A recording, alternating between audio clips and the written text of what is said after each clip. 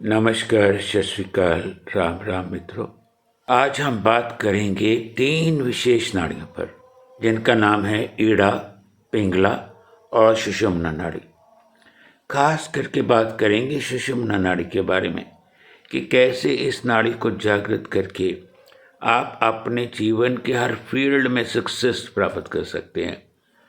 वो सक्सेस चाहे संसारिक हो चाहे आध्यात्मिक, चाहे आप धन, यश, मान, पद प्रतिष्ठा पाना चाहते हो या आप अपना आत्मिक विश्वास करना चाहते हो, सब तरह का विकास आप सुषुम्ना नाड़ी के जागृत करने से आप कर सकते हो। अर्थात सुषुम्ना नाड़ी को आप एक सोए हुए पावर हाउस की तरह हो। जब ये जागृत होती है तो अपार ऊर्जा का आगमन होता है। हमारी सोई हुई क्षमता जाग जाती है। ये जागरण कोई चमत्कार नहीं है जो हिमालय के साधुओं के पास है, ये कोई भी प्राप्त कर सकता है।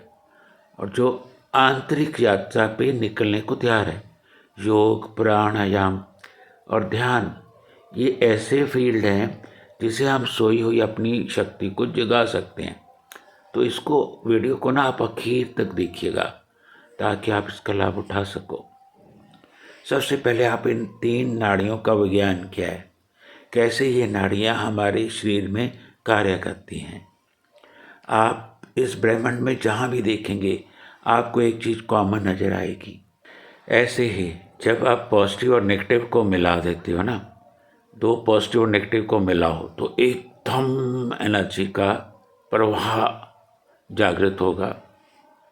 तो उस एनर्जी से आप भारी से भारी मशीन भी चला सकते हो। इसी तरह मन और शरीर की नाड़ी दोनों से आप बैलेंस करो तो तीसरी शक्ति सुषुम्ना की शक्ति जागृत होगी। ईड़ा हमारी चित्त शक्ति है, पिंगला हमारी प्राण शक्ति है। इन दोनों शक्तियों के मिलन से जो तीसरी शक्ति पैदा होती है वह हमारी आत्मक शक्ति कहलाती है। आप इन तीनों ऊर्जा को इस तरह से भी समझ सकते हो। ईड़ा हमारी एनर्जी का नेगेटिव चार्ज है, पिंगला एनर्जी का पॉजिटिव चार्ज है, तथा सुषुम्ना हमारी एनर्जी का न्यूट्रल चार्ज है। और ईड़ा मानसिक ऊर्जा है, पिंगला शारीरिक ऊर्जा है और सुषुम्ना हमारी कॉस्मिक एनर्जी है। और हमारी जो शारीरिक और मानसिक ऊर्जा है वो तो सीमित है, पर जो कॉस्मिक ऊर्जा है वो इनफाइनाइट है, असीमित। ईड़ा और पिंगला नाड़ी और ये दाएं और बाएं और दाएं ब्रेन को एक्टिव करती हैं, पर जो सुषुम्ना की शक्ति है वो एक साथ सारे ब्रेन को एक्टिव कर देती है और हमारी सारी कर्म इंद्रियाँ और सारी हमारी जो अंग हैं और हमारी सारी शक्तियों को एक साथ वो संभाल सकती है। सुषुम्ना नाड़ी का एक कार्य ये भी है कि जब हमारी कुंडलिनी शक्ति जागृत होती है तो वो सुषुम्ना नाड़ी के भीतर से ही ऊपर की ओर प्रवाह होती है। सुषुम्ना नाड़ी को एक तरह का राजपट भी बोला जाता है। हालांकि ईड़ा और पिंगला दोनों नाड़ियाँ मूलाधार चक्र से ही जागृत होती हैं, पर मूलाधार चक्र से जब ये चलती हैं तो वो दाएं और बाएं करव लेके चलती होती हैं। ऐसे आप इन नाड़ियों से डिसाइड कर सकते हैं कि आपको पैसा किस तरह से कमाना है। यदि आपका सूर्य नाड़ी ज़्यादा एक्टिव है तो सूर्य नाड़ी से आप ज़्यादा प्रभावित हैं तो आप एक बाहरमुखी व्यक्ति होंगे, एक्सट्रोवर्ट।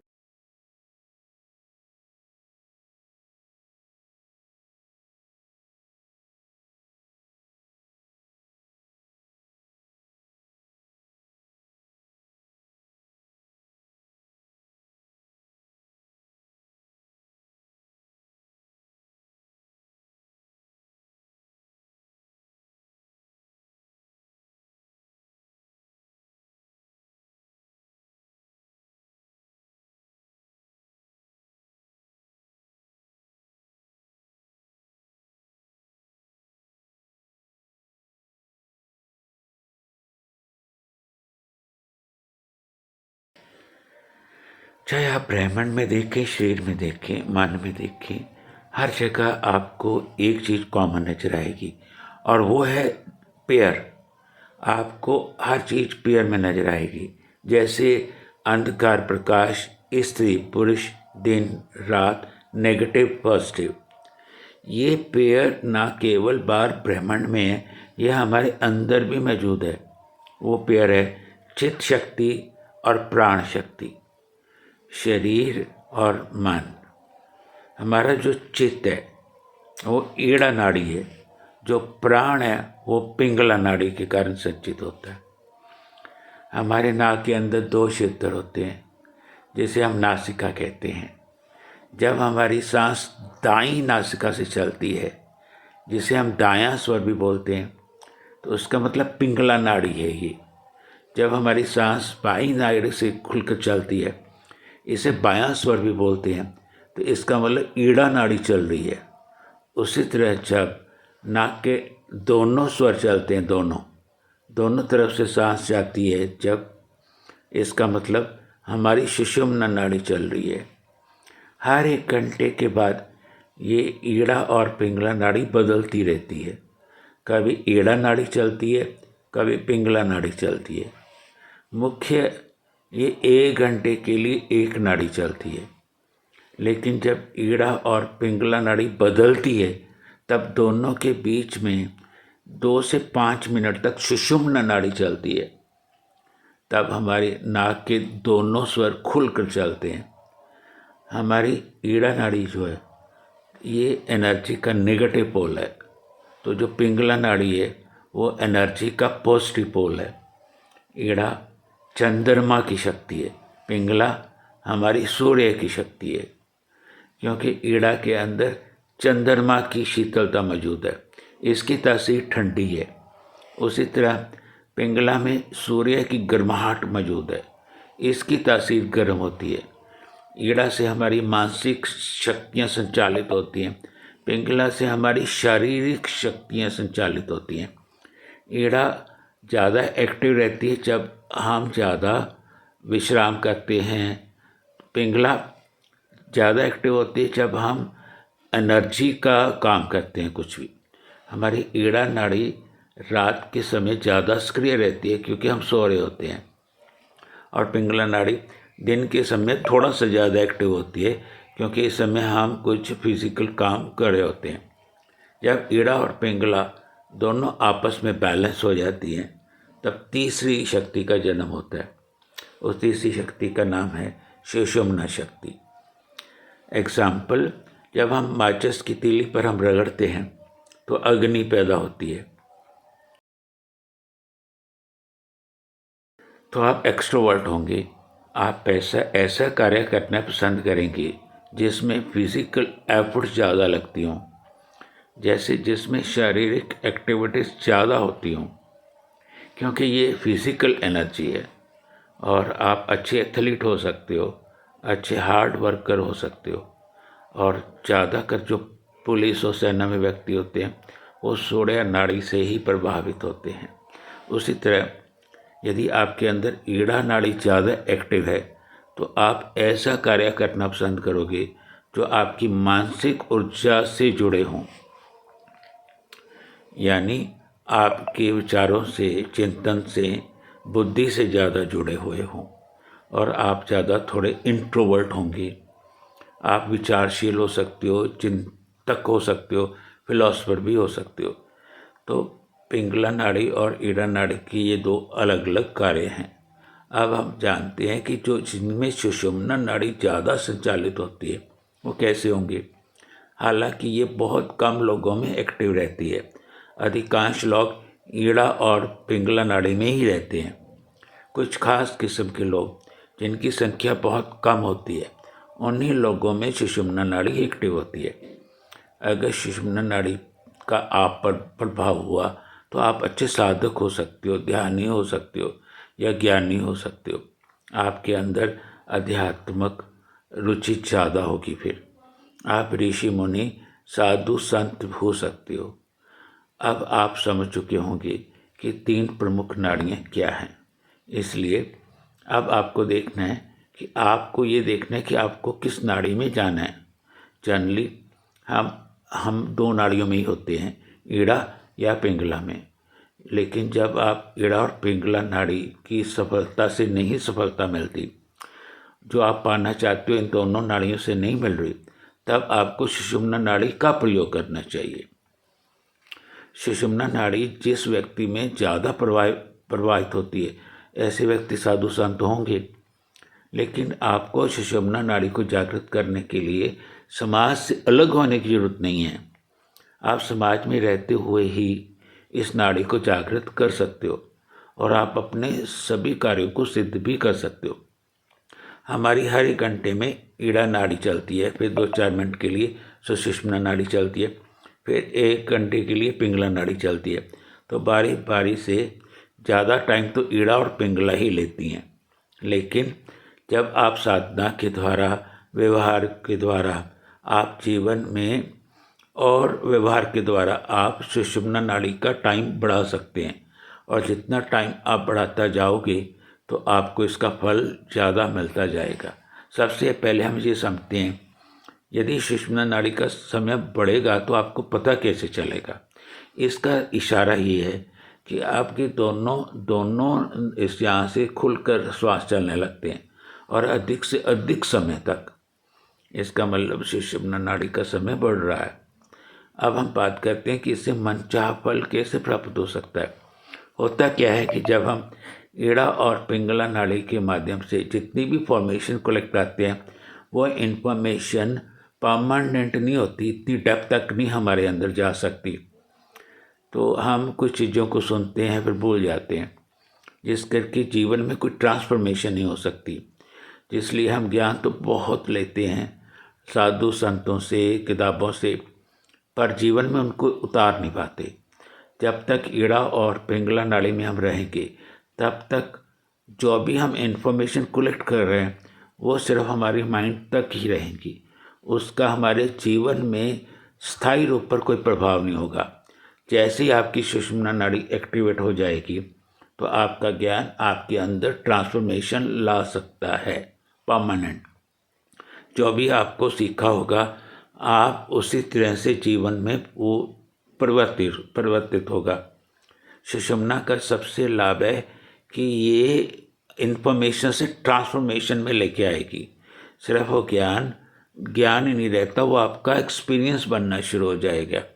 हम ईश्वर से प्रार्थना करते हैं कि वो हमारी सहायता करे, पर कई बार हमारी प्रार्थना भी स्वीकार नहीं होती, क्योंकि जिस सोच में, कार्य में हमारा ही फायदा होता है, जिसमें दूसरे का फायदा ही ना हो, इसका मतलब हम अभी तक ईड़ा और पिंगला में ही रह रहे हैं और इसलिए ईश्वर हमारी सहायता तब नहीं करता यदि हमारी सोच में, हमारे कार्य में, हमारे विचारों में तथा हमारी इच्छाओं में सबका फायदा उसमें आ जाए, तभी ईश्वर हमारी सहायता करेगा। क्योंकि हम अपना फ़ायदा ना सोचकर बाकी सारी दुनिया का, आसपास के लोगों का फ़ायदा सोचते हैं, तो ऐसा कार्य करते हैं तो सुषुम्ना नाड़ी को हम एक्टिवेट कर लेते हैं। तो जैसे ही सुषुम्ना नाड़ी एक्टिवेट होगी तो हमारी प्रार्थना पूरी होनी शुरू हो जाएंगी। और इसके अलावा जब सुषुम्ना नाड़ी ज़्यादा से ज़्यादा चलनी शुरू हो जाएगी, तब हमें बहुत अच्छे लोग ही मिलेंगे जो हमारे काम आएंगे, जो हमें हमारे लाइफ में और ऊपर उठने में हमें सहायता करेंगे। यदि कुछ बुरे लोग मिलेंगे भी, वो इसलिए आएंगे ताकि उनसे भी हमें कुछ सीख मिल सके। ईड़ा और पिंगला से जो भी हमें सफलता मिलती है वो टेम्परेरी होती है और एक लिमिट में होती है। जैसे आप सरकारी नौकरी मिली तो हम हमारा जीवन 25, 30, 50 साल उसी में बताएंगे और फिर हम ख़त्म हो जाएंगे। पर यदि सुषुम्ना नाड़ी को जागृत कर लेते हैं, उस मार्ग पर चलते हैं, तो हमारी जो भी सक्सेस मिलेगी वो बिल्कुल परमानेंट होगी और उसमें कोई सीमा नहीं होगी, बड़ी शांति होगी उसमें, और उसमें एक अपार सफलता का द्वार ओपन हो सकता है। जब सुषुम्ना नाड़ी एक्टिवेट होती है तो जीवन हम ईमानदारी से जी सकते हैं। जब हमारी सुषुम्ना नाड़ी एक्टिवेट होती है तो हम जीवन ईमानदारी से जिएंगे, हम किसी प्रकार की बेईमानी नहीं करेंगे। पर जब तक हम ईड़ा और पिंगला नाड़ी में रहते हैं तो उसके मध्य में कार्य करते हैं तो हमारे जीवन में बेईमानी भी आ सकती है। इसलिए हमारी सुषुम्ना नाड़ी जितनी ज़्यादा जागृत होगी हम हमारी लाइफ में उतनी ही ईमानदारी और सजगता होगी। इसलिए सुषुम्ना का मार्ग तर्क का मार्ग नहीं है, ना ही वो सोच विचार का मार्ग है, वो रहस्य का मार्ग है। उसमें सिर्फ प्रभु की कृपा आती है। कहते कि जिस कोई नहीं होता उसका भगवान ईश्वर होता है। जब सुषुम्ना नाड़ी एक्टिव होगी तो हमारे सारे कार्य बिना पैसे के तब भी पूरे हो सकते हैं। कुछ ऐसे चमत्कार भी हो सकते हैं कि जब हमें पैसे की बहुत ज़्यादा ज़रूरत होगी तब कहीं ना कहीं से हमारे पास पैसा आ जाएगा। तो यदि जब हमारी सुषुम्ना नाड़ी एक्टिव हो जाती है तब हम स्पिरिचुअल रास्ते पर चलना शुरू कर देते हैं। तब हो सकता है कि हमें मटेरियलिस्टिक सक्सेस ना मिले, हो सकता है तब हमारी नौकरी भी छूट जाए, हो सकता है बिजनेस हम कर रहे हैं, बिजनेस में लॉस भी हो सकता है। तो हमें लगेगा कि ये सुषुम्ना नाड़ी के एक्टिव होने से तो उल्टा ही हो गया। पर समझने वाली बात ये है कि इस दौरान यदि सुषुम्ना नाड़ी उस वक्त एक्टिव है और आप साधना कर रहे हो तो हो सकता है ईश्वर तब वो जानबूझकर आपका एग्ज़ाम ले रहे हों।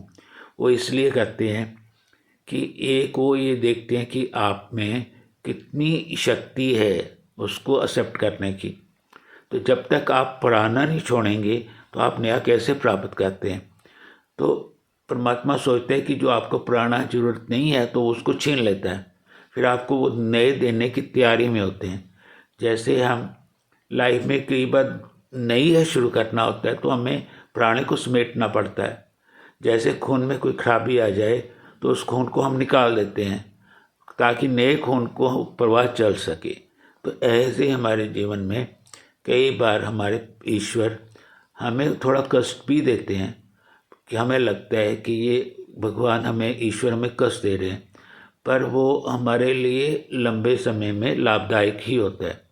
इसलिए सुषुम्ना नाड़ी के जागृत होने से जो शक्ति जागृत होगी वो प्योर होगी, वो शुद्ध होगी। तो उससे जो भी पैसा हमारे पास आएगा वाइट मनी होगी और हमारी पवित्र कमाई होगी। तो जब हम सिर्फ ईड़ा और पिंगला में रह के काम करते हैं, कोई बिजनेस करते हैं, तो इससे कुछ ना कुछ अशुद्ध ऊर्जा तो रहेगी, क्योंकि उसके साथ कुछ ना कुछ बेईमानी भी जुड़ी हो सकती है। तो जिससे ब्लैक मनी भी आ सकती है। जब हमारे जीवन में ब्लैक मनी आएगी तो उसके साथ बीमारियां, झगड़े, कलह भी आएगी। तो आपने जो धन इकट्ठा किया है उसकी नीयत ही ठीक नहीं होती। जब हम सुषुम्ना नाड़ी को एक्टिवेट कर लेते हैं तब जो धन आएगा तो वाइट मनी होगा, जो अपने साथ खुशियाँ लेके आएगा, शांति लेके आएगा, ना कि बीमारियाँ, झगड़े और कलह होगी। अब तक हमने सुषुम्ना नाड़ी के इम्पोर्टेंस को जाना कि इसके जागृत करके क्या हम परिवर्तन ला सकते हैं। लेकिन तो हम क्या करें कि सुषुम्ना नाड़ी अधिक से अधिक समय तक जागृत रहे और किस तरह हम इससे जुड़ सकते हैं। तो पहली चीज़ ये है कि आप अपने आप को समर्पण की भावना रखनी चाहिए। यदि हम अपने अंदर अहंकार पालेंगे कि हम खुद ये कर रहे हैं, ये मैं कर रहा हूँ, तो हम हमेशा ये सोचें कि आप परमात्मा की आपको ज़रूरत ही नहीं है, तो फिर परमात्मा आपके लिए कोई कार्य नहीं करेगा। तो इसलिए आप हमेशा कर्ते का भाव को त्यागना होगा। कर्ता कौन है? ईश्वर। तो आप कभी नहीं सोचना है कि मैं करूँगा, ये करूँगा, वो करूँगा। आप जो बुद्धि में वो करते रहें, पर पीछे ये मान के चले कि मैं कुछ भी करने वाला नहीं हूँ, सब परमात्मा करने वाला है, मैं तो सिर्फ एक माध्यम हूँ, मीडियम हूँ बस। परमात्मा ने हमारे लिए सब कुछ प्लान करके रखा होता है और जो भी हमने सोचा होता है उससे बहुत बड़ा होने वाला होता है। उसके सामने हमारी कोई सोच नहीं है। तो हम ये सोचते हैं कि मैं ये कर लूँगा, वो कर लूँगा, पर जब परमात्मा देता है तो हम बहुत हैरान हो जाते हैं।